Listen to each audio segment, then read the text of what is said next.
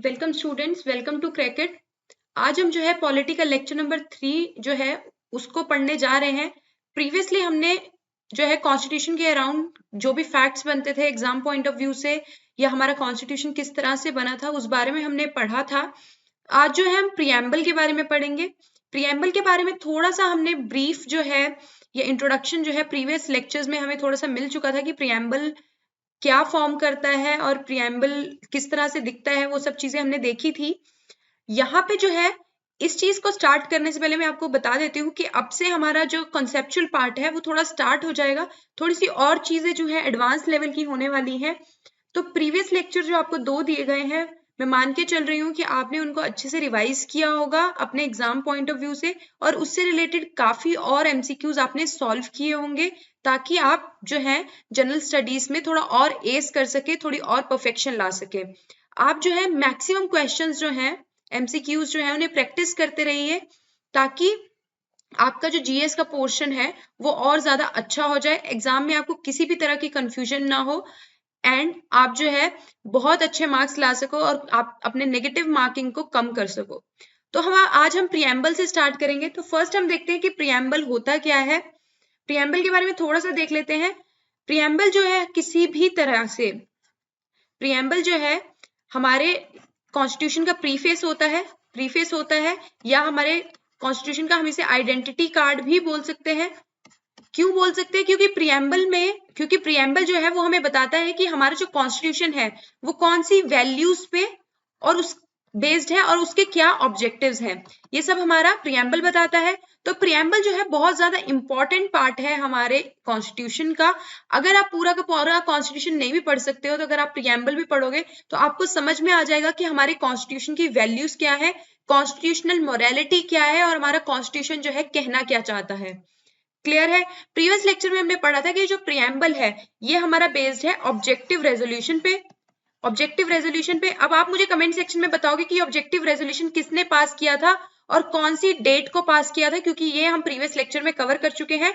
Who pass the objective resolution and when was it accepted in हमारी constituent assembly में। Correct है? ये 2 question का आंसर आप मुझे कमेंट सेक्शन में देंगे, ताकि मुझे भी पता चले कि आपकी तैयारी किस तरह से चल रही है, आप लेक्चर सीरीज को सीरियसली फॉलो कर रहे हैं या नहीं फॉलो कर रहे हैं। अब हम आगे चलते हैं, देखते हैं इस लेक्चर में हम क्या क्या कवर करने जा रहे हैं। फर्स्ट हम मिस्ट्री स्लाइड मैंने जो प्रीवियस लेक्चर में आपको दी थी उसका डिस्कशन करेंगे। देन हम इंट्रोडक्शन पढ़ेंगे प्रियम्बल का। देन हम देखेंगे कि प्रियम्बल के क्या क्या कॉम्पोनेंट्स है। देन हम फीचर्स देखेंगे हमारे प्रियम्बल के। देन हम जजमेंट्स देखेंगे, वेरियस जजमेंट्स जो हमारी प्रियम्बल से एसोसिएटेड है। देन हम देखेंगे कुछ फैक्ट्स जो आपके एग्जाम के पॉइंट से इंपॉर्टेंट रहेंगे। देन प्रीवियस ईयर के क्वेश्चंस हम यहाँ पे डिस्कस करेंगे। तो ये सारे के सारे जो चीजें हैं ये बहुत ही इंपॉर्टेंट है। इसको इस तरह से तोड़ा गया है और इस तरह से बनाया गया है कि आप जो है इसको इजीली समझ पाए और एग्जाम में जो क्वेश्चन है उनके आंसर्स को अच्छे से करेक्टली मार्क कर पाए। तो आपने इस लेक्चर सीरीज में अच्छे से नोट्स बना लेने हैं, जो जहां जहां आपको इंपॉर्टेंट लगेगा और जहां जहां चीजें एग्जाम के पॉइंट से इंपॉर्टेंट होंगी वो मैं आपको बताते हुए चलूंगी। तो अब हम स्टार्ट करते हैं। मैंने आपको मिस्ट्री स्लाइड पिछली ये दी थी और मैंने आपसे पूछा था कि मिस्ट्री स्लाइड में कि ये जो इमेज है यहाँ पे ये किस चीज को बताती है। तो क्योंकि आज का लेक्चर हमारा प्रियम्बल पे बेस्ड है, तो मैं आपको बता देती हूँ ये जो मिस्ट्री स्लाइड है यहाँ पे जो इमेज दिखाई गई है ये हमारे प्रियम्बल के बारे में बताती है।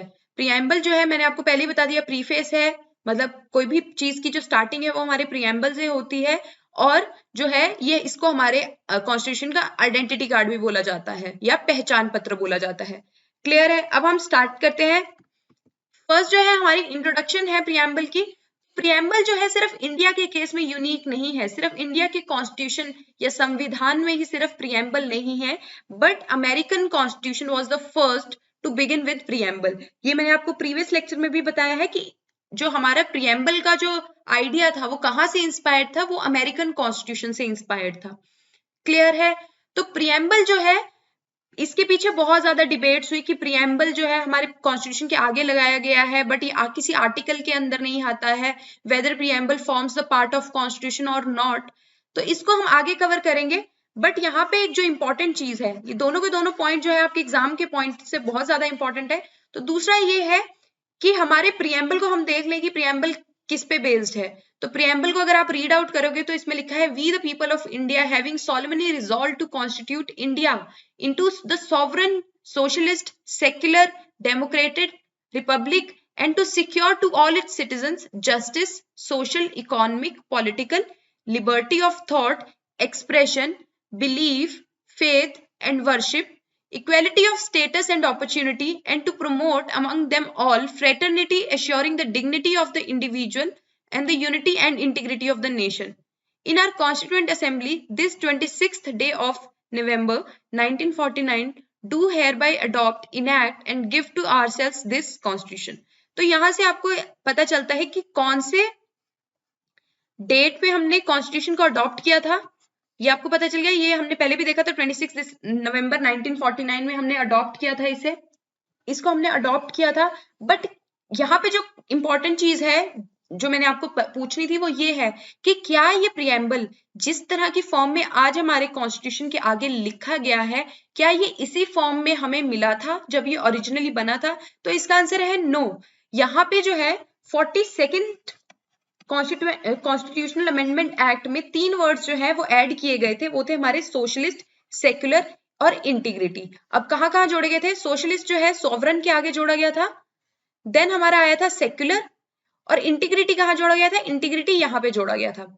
क्लियर है? तो पहले ये वर्ड्स हमारे प्रियम्बल में एग्जिस्ट नहीं करते थे, but 42nd constitutional amendment act से ये तीनों के तीनों वर्ड्स जो है इनको इंट्रोड्यूस किया गया हमारे प्रियम्बल में।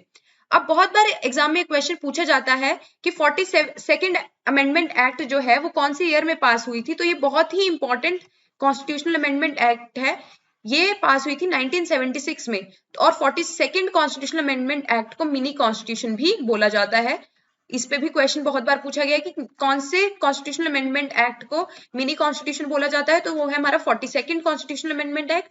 और कौन से ईयर में ये पास हुआ था? तो ये हुआ था 1976 में। तो ये बहुत ही ज्यादा इंपॉर्टेंट है 42nd कॉन्स्टिट्यूशनल अमेंडमेंट एक्ट। तो ये आप अपनी कॉपी में लिख लीजिए, मिनी कॉन्स्टिट्यूशन भी इसे बोला जाता है। देन जो है हम आगे की तरफ को बढ़ते हैं।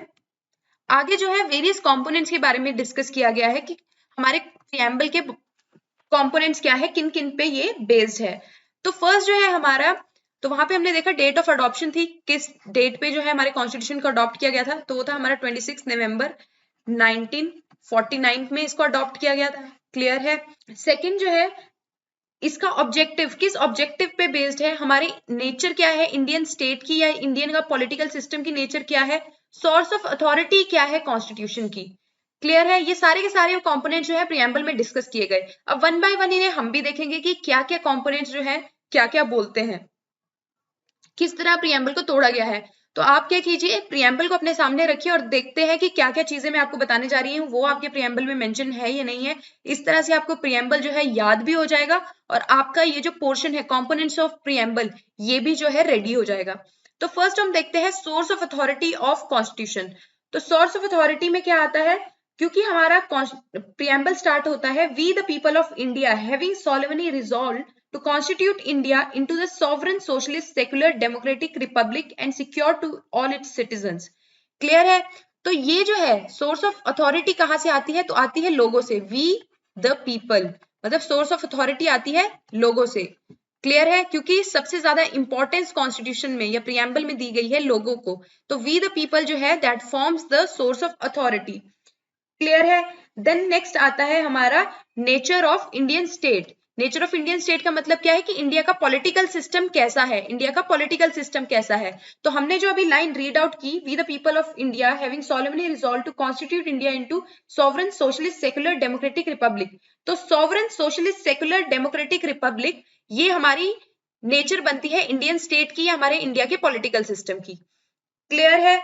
देन हम देख लेते हैं हमारे ऑब्जेक्टिव क्या है हमारे कॉन्स्टिट्यूशन के, या हमारे प्रियम्बल में क्या क्या चीजें मेंशन की गई हैं, क्या क्या ऑब्जेक्टिव्स हैं।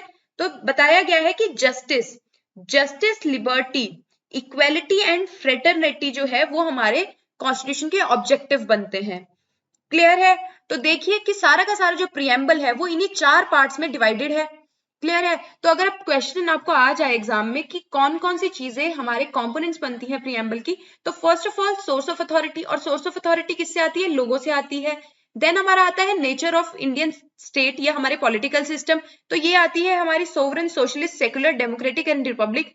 देन आता है हमारा ऑब्जेक्टिव क्या है कॉन्स्टिट्यूशन का, तो ये हमारा बताता है justice, liberty, equality and fraternity, ये हमारे ऑब्जेक्टिव्स है। और हमारी जो जस्टिस है वो 3 तरह की है, सोशल है, इकोनॉमिक है एंड पॉलिटिकल है। लिबर्टी है हमारी थॉट की, एक्सप्रेशन की, बिलीफ की, फेथ की एंड वर्शिप की। देन हमारी इक्वालिटी है स्टेटस की एंड अपॉर्चुनिटी की। एंड देन हमारी फ्रेटर्निटी क्या है कि किसी की इंडिविजुअल की डिग्निटी को मेंटेन करके रखना है, या यूनिटी एंड इंटीग्रिटी हमारे नेशन की हमें मेंटेन करके रखनी है। क्लियर है? तो आपको ये चीजें पता होनी चाहिए। प्रियम्बल को आप कम से कम 4 या 5 बार रीड करेंगे तो आपका ये जो पोर्शन है ये कंप्लीटली रेडी हो जाएगा और आपको प्रियम्बल भी याद हो जाएगा। क्लियर है? अब आगे चलते हैं, हम देखते हैं हमारे फीचर्स प्रियम्बल के। प्रियम्बल हमारा क्या कहना चाहता है, किन किन ऑब्जेक्टिव्स पे ये बेस्ड है। क्लियर है? तो देख लेते हैं। प्रियम्बल जो है, preamble is neither a source of power to legislature nor prohibition upon the power of legislature. इसका मतलब क्या है, प्रियम्बल ना ही, मतलब लेजिस्लेचर का काम क्या होता है, लॉ मेकिंग का काम होता है, लेजिस्लेचर का काम होता है लॉ मेकिंग का। प्रियम्बल का कोई भी रोल नहीं है लॉ मेकिंग में, ना ये सोर्स ऑफ पावर की तरह एक्ट करता है और ना ही ये किसी को प्रोहिबिट करता है कि आप जो है इस चीज पे लॉ ना बनाए। ये जस्ट एक प्रीफेस है, ये एक जस्ट प्रीफेस है जो बताता है कि आप कॉन्स्टिट्यूशनल मोरालिटी से जुड़े हुए हैं या आप कॉन्स्टिट्यूशनल वैल्यूज के अधीन होके अपना लॉज को बना रहे हैं। अब क्योंकि ये सोर्स ऑफ पावर नहीं है, लेजिस्लेचर नहीं है, तो ये it is non justiciable, that is its provision are not enforceable in the court of law. अब इसका मतलब क्या है कि प्रियम्बल का, क्योंकि वो सोर्स ऑफ अथॉरिटी नहीं है, सोर्स ऑफ पावर नहीं है, सोर्स ऑफ प्रोहिबिशन नहीं है, तो ये जो है किसी भी लॉ में, किसी भी कोर्ट में इसको जो है बोला नहीं जा सकता कि अनकॉन्स्टिट्यूशनल है, इसकी वैल्यूज पे बोला नहीं जा सकता कि अनकॉन्स्टिट्यूशनल है। ठीक है? तो इसका मतलब क्या है कि इसके बेसिस पे, कि आप ये नहीं बोल सकते, कोई भी आप इशू लेके कोर्ट में जाएं और बोले कि ये प्रियम्बल के वैल्यूज को जो है के अंडर नहीं है, उस पे आपका जो कोर्ट है उसको नल एंड वॉइड कर देगा। क्यों? क्योंकि जो प्रियम्बल है that is itself non justiciable. Non justiciable है मतलब इसके ऊपर कोर्ट जो है इसको अधीन रख के कोई भी अपनी वर्डिक्ट नहीं दे सकता। क्लियर है? अब आगे चलते हैं। नेक्स्ट जो है हम डिफरेंट जजमेंट्स देखेंगे जो हमारे प्रियम्बल से एसोसिएटेड है। नेक्स्ट जो पहले जो आता है हमारा बेरुबरी केस आता है। बेरुबरी केस आता है हमारा, ये केस आया था हमारा 1960s में। इसमें सुप्रीम कोर्ट ने ये जजमेंट दी थी कि प्रियम्बल जो है हमारे कॉन्स्टिट्यूशन का पार्ट नहीं है, प्रियम्बल जो है हमारे कॉन्स्टिट्यूशन का पार्ट नहीं है। बट उन्होंने बोला था कि प्रियम्बल हमारे कॉन्स्टिट्यूशन में इंपॉर्टेंट है क्योंकि वो बहुत सारे जो हमारे प्रोविजंस हमारे कॉन्स्टिट्यूशन में दिए गए हैं या हमारे कॉन्स्टिट्यूशन मेकर्स का जो माइंड है या आइडियाज है उसको ये रिफ्लेक्ट करता है। बट उनका वर्डिक्ट था कि प्रियम्बल पार्ट नहीं है कॉन्स्टिट्यूशन का। क्यों? क्योंकि कॉन्स्टिट्यूशन जो है उसको पहले इनैक्ट किया गया था, कॉन्स्टिट्यूशन को पहले अडॉप्ट किया गया था, उसके बाद हमारा प्रियम्बल जो है उसके ऊपर मोशन पास किया गया था। क्लियर है? तो उन्होंने बोला कि ये किसी आर्टिकल के अंदर नहीं आता है, कॉन्स्टिट्यूशन को अलग से हमने मोशन पास करके अडॉप्ट किया था प्रियम्बल को अलग से, तो प्रियम्बल जो है हमारे कॉन्स्टिट्यूशन का पार्ट नहीं है। ये वर्डिक्ट थी हमारी बेरुबरी केस की। देन हमारा आता है केशवानंद भारती केस। केशवानंद भारती केस जो है बहुत ही इंपॉर्टेंट केस है, ये आपको आने वाले फंडामेंटल राइट्स के चैप्टर में समझ में आ जाएगा कि ये क्यों इंपॉर्टेंट है। तो केशवानंद भारती केस जो है ये आपको बार बार रिफ्लेक्ट होगा पॉलिटी में या कहीं पे भी जो है रिफ्लेक्ट होगा, बहुत ही इंपॉर्टेंट केस है। केबीसी में भी एक बार इससे रिलेटेड क्वेश्चन पूछा गया था। ये जो है इसमें 11 जजेस बैठे थे, ये 11 जज की बेंच थी, सबसे लार्जेस्ट बेंच थी आज तक की, 11 जजेस की बेंच थी केशवानंद भारती केस में। ये हुआ था 1973 में और यहाँ पे बोला गया था प्रियम्बल जो है हमारे कॉन्स्टिट्यूशन का पार्ट है। यहाँ पे जो है प्रीवियसली सुप्रीम कोर्ट ने अपनी जो जजमेंट दी थी उससे उन्होंने अपना वर्डिक्ट जो था चेंज किया और उन्होंने बताया कि जो है प्रियम्बल जो है हमारे कॉन्स्टिट्यूशन का पार्ट है, वो एक तरह का लाइट हाउस की तरह काम करता है, एक लाइट हाउस की तरह काम करता है और वेरियस जो हमारी वैल्यूज दी गई हैं हमारे कॉन्स्टिट्यूशन में उनको रिफ्लेक्ट करता है, उनके आइडियाज को रिफ्लेक्ट करता है। तो जब वो उनके आइडियाज को रिफ्लेक्ट करता है तो उन्होंने बोला प्रियम्बल जो है कॉन्स्टिट्यूशन का पार्ट है और इसको हम अमेंड कर सकते हैं। क्लियर है? इसको हम अमेंड कर सकते हैं। यहाँ पे बेरुबरी केस में उसको अमेंड नहीं कर सकते। तो आप देखिए इस जजमेंट के बाद, केशवानंद भारती केस की जजमेंट के बाद 42nd कॉन्स्टिट्यूशनल अमेंडमेंट एक्ट हुई थी 1976 में। इस केस के बाद ही प्रियम्बल में अमेंडमेंट हुई थी, इससे पहले प्रियम्बल में कोई अमेंडमेंट नहीं हुई थी। एंड देन आया था हमारा LIC ऑफ इंडिया का केस। इसमें इन्होंने जो वर्डिक्ट दी, इसमें बोला कि प्रियम्बल जो है इंटीग्रल पार्ट है हमारे कॉन्स्टिट्यूशन का। प्रियम्बल जो है इंटीग्रल पार्ट है हमारे कॉन्स्टिट्यूशन का। क्लियर है? अब आप पूछोगे कि मैम कॉन्स्टिट्यूशन में प्रियम्बल को कितनी बार अमेंड किया गया है? तो कॉन्स्टिट्यूशन में प्रियम्बल को सिर्फ एक ही बार अमेंड किया गया है, और वो किया गया है 42nd कॉन्स्टिट्यूशनल अमेंडमेंट एक्ट से 1976 में, और उसमें 3 वर्ड्स को ऐड किया गया था, socialist, secular and integrity. Clear है? अब ये जो कीवर्ड्स हैं जो ये दिए गए हैं, इनको हम एक बार देखेंगे कि इन सब का क्या मतलब होता है।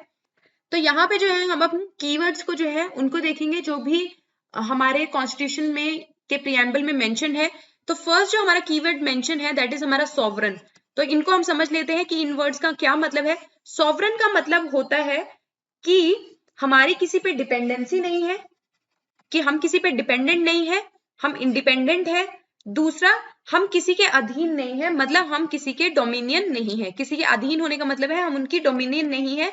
हम अपने सारे के सारे internal as well as external जो इश्यूज हैं, एक्सटर्नल या इंटरनल इश्यूज हैं, उनको हम अपने आप से देखते हैं। तो सॉवरन का मतलब हुआ इंडिपेंडेंट, इंडिपेंडेंट है और मतलब सेल्फ सफिशिएंट है। हमें किसी की जरूरत नहीं है अपनी किसी भी चीज को करने के लिए, और कोई हमारे ऊपर सोर्स ऑफ अथॉरिटी नहीं चला सकता।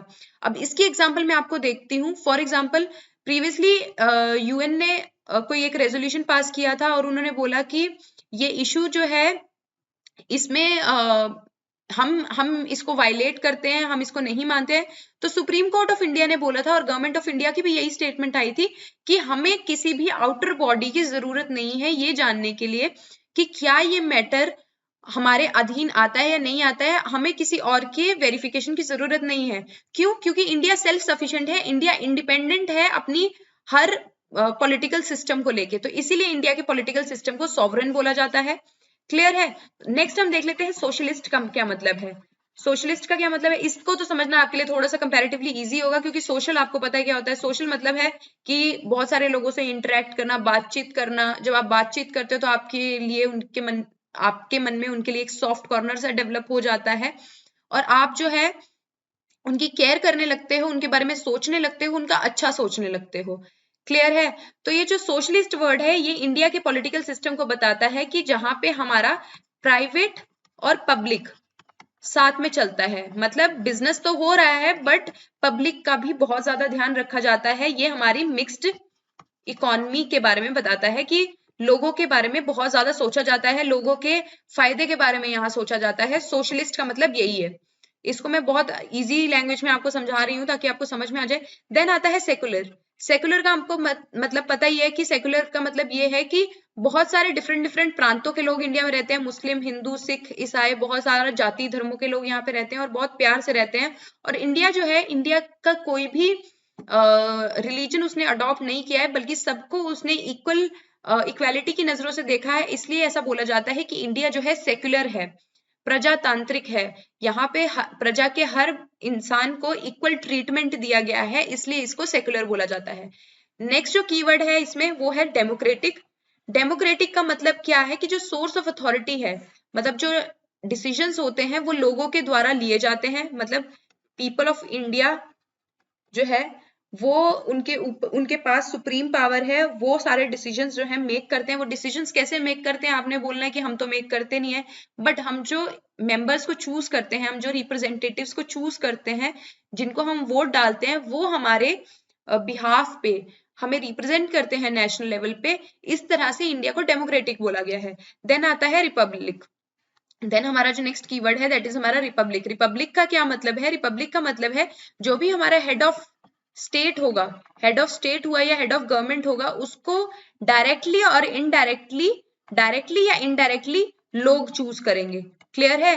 तो ये रिपब्लिक का मतलब हुआ। इलेक्शन से रिलेटेड हुआ रिपब्लिक। डेमोक्रेटिक जो है वो ये है कि सब लोगों के पास जो है पावर है, लोगों के पास पावर है to make the decisions. Clear है? ये 5 आपको कीवर्ड समझ में आ गए। अब नेक्स्ट कीवर्ड्स देखते हैं। नेक्स्ट जो है हमारा प्रियम्बल में कीवर्ड है जस्टिस। जस्टिस जो है, 3 तरह के जस्टिस की फॉर्म्स हमारे इसमें इंक्लूड की गई है। तो फर्स्ट जो जस्टिस है दैट इज हमारा सोशल जस्टिस, देन हम आता है economic justice and political justice. अब आपको थोड़ा सा मैं बता देती हूँ पॉलिटिकल जस्टिस के बारे में हमारे एफआर में मतलब फंडामेंटल राइट्स में बात की गई है, and social and economic justice के बारे में हमारे directive principle of state policy में बात की गई है। क्लियर है? तो इसके बारे में हम आने वाले चैप्टर्स में अच्छे से पढ़ेंगे।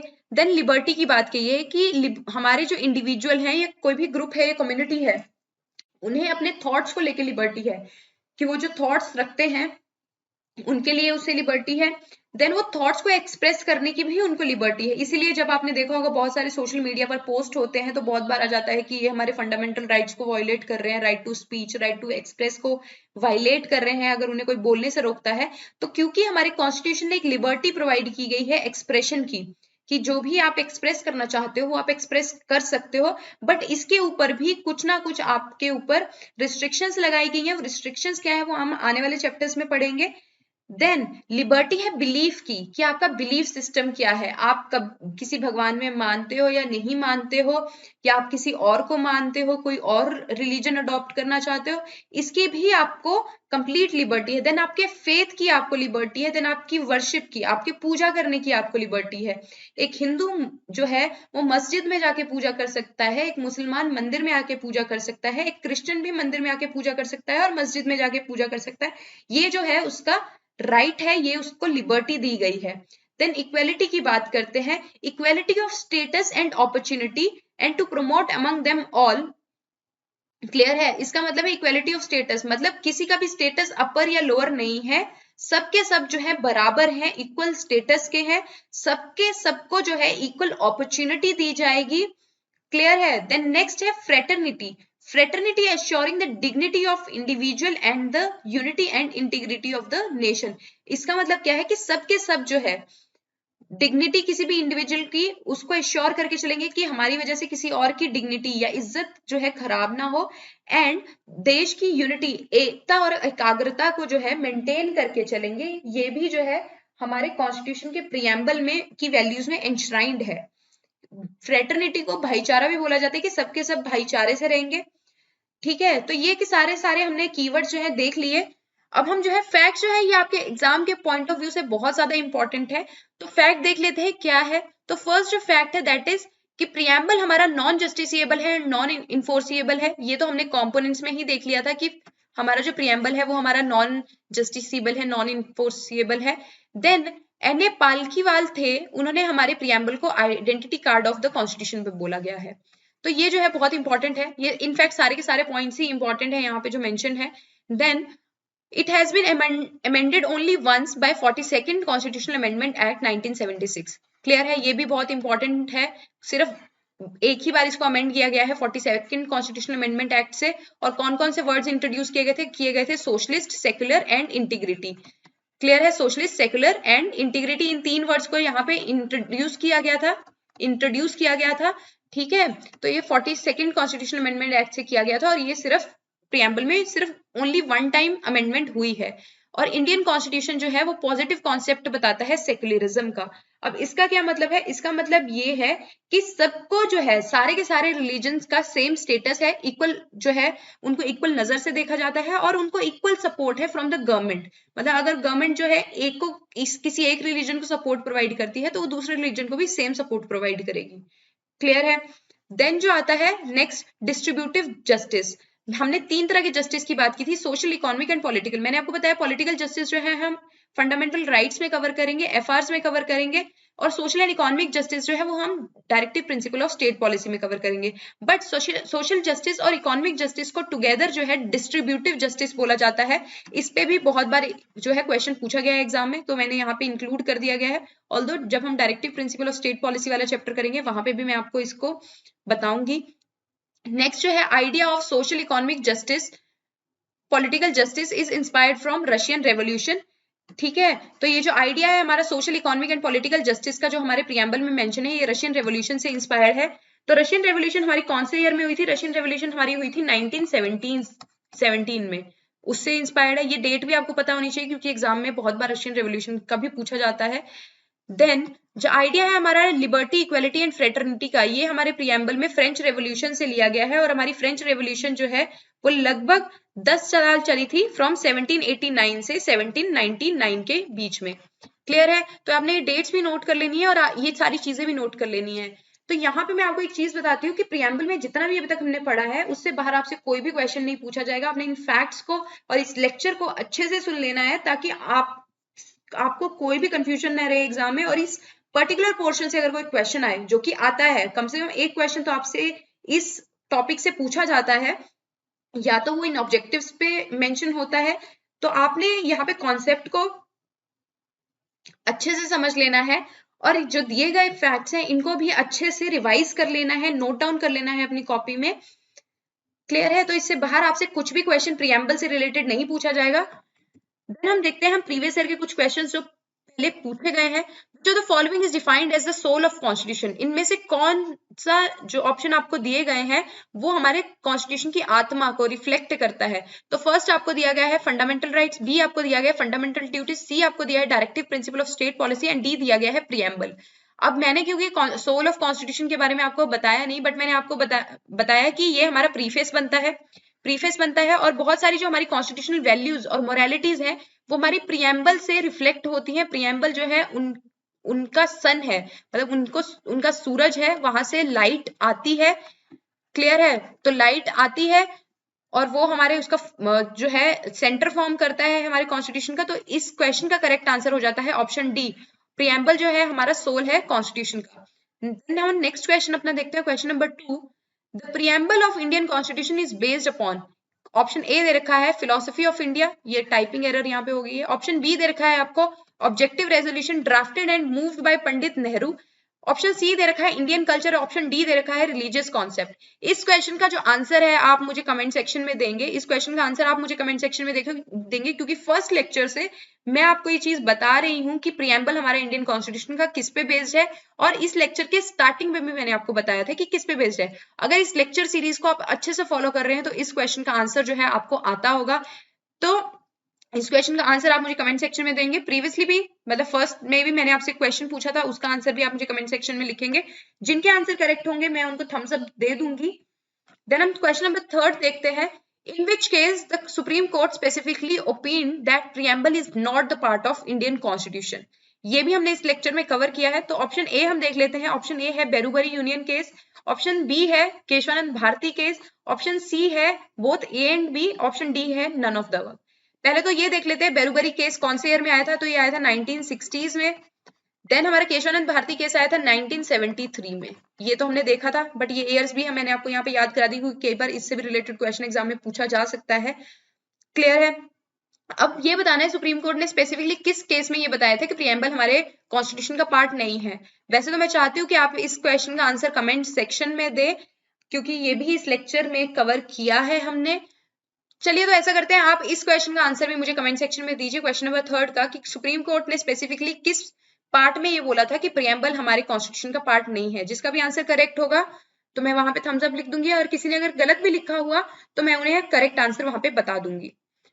देन क्वेश्चन नंबर 4 है, the correct sequence of following words in the preamble is, ये भी क्वेश्चन आपसे पूछा गया है, तो आप देख लीजिए किस तरह के क्वेश्चन आपके एग्जाम में पूछे जाते हैं। तो क्वेश्चन जो ऑप्शन ए है दैट इज हमारा sovereign democratic socialist secular and republic, option B है sovereign socialist secular democratic and republic, C है sovereign socialist democratic secular and republic, और ऑप्शन डी है नन ऑफ द अबव। तो हमने देखा कि हमारे प्रियम्बल में लिखा गया था we the people of India solemnly resolve to adopt India a sovereign socialist secular democratic republic। तो यहां से देख लेते हैं हमारा करेक्ट ऑप्शन क्या बनता है। करेक्ट ऑप्शन बनता है हमारा ऑप्शन बी। तो क्वेश्चन नंबर 4 का करेक्ट ऑप्शन हो गया आंसर बी। हम लास्ट क्वेश्चन देखते हैं। The word sovereign mention in the preamble implies, जो वर्ड सॉवरेन है हमारे प्रियम्बल में मेंशन्ड है वो किसको इंडिकेट करता है। तो ऑप्शन ए यहाँ दे रखा है India is an independent state, option B दे रखा है India is neither a dependency not dominion of any other nation, option C दे रखा है India is free to conduct its own affairs, both internal as well as external, and option D दे रखा है all of the above। तो यहाँ पे हमने देखा था, जब मैंने आपको सॉवरेन पढ़ाया, मैंने आपको बताया था कि इंडिया किसी की डिपेंडेंट नहीं है, इंडिया किसी का डोमिनियन नहीं है, और इंडिया अपने सारे के सारे जो मैटर्स है, सारे के सारे इश्यूज है, खुद सॉल्व करती है। तो यहाँ पे हमारे ये तीनों ऑप्शंस करेक्ट हो जाते हैं, और यहाँ पे करेक्ट आंसर है हमारा ऑप्शन डी। क्लियर है? तो यहाँ पे हमारा ये लेक्चर फिनिश होता है। आपको इस लेक्चर से रिलेटेड अगर कोई भी डाउट है तो आप उस डाउट को कमेंट सेक्शन में मेंशन कर दीजिए, मैं आंसर जो है कमेंट सेक्शन में ही आपको दे दूंगी। और जो मैंने आपको क्वेश्चंस बोले हैं उनका आप जो है आंसर कमेंट सेक्शन में मेंशन करिए, ताकि आपको उनके करेक्ट आंसर्स जो है पता चल सके। एंड इस लेक्चर के नोट्स जो है वो आप टेलीग्राम ग्रुप से ले लीजिएगा, टेलीग्राम ग्रुप का जो लिंक है वो डिस्क्रिप्शन में आपको दिया गया है।